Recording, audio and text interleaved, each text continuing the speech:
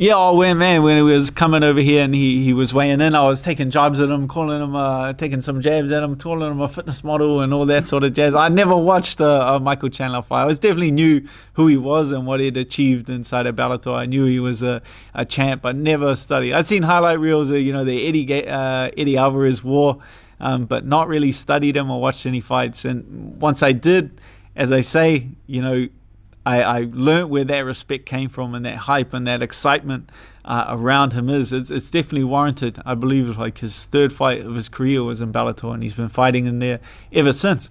So that's a high level. He's been fighting world-class lightweights for a lot longer than a lot of other people in this sport. Yeah, they're pretty crazy. So we have to book in for our isolation now. So I didn't have to do it last time I competed in Vegas. They were just, if you were a New Zealand resident or citizen, you could just fly back into New Zealand and they would put you in an isolation facility. Now you have to book a ticket for your isolation facilities. So they get, I did book 2 months ago. I did book with a little bit of advance, but I still have to wait 4 weeks before I can get a spot in isolation. So when are you going to get back? My spot in isolation is booked the 21st of February. So that's when I can get back into New Zealand. And then it's 2 weeks after? And then 2 weeks after. Yeah. So my trip all up is almost 2 months. You going to stay here the whole time, that month after?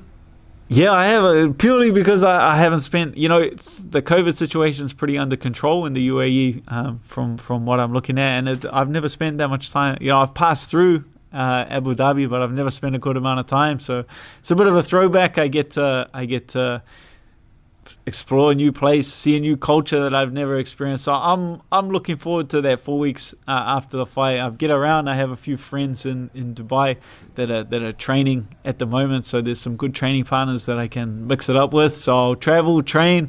I've got a bit more money than when I used to do it. I used to do it broke with a backpack on my back.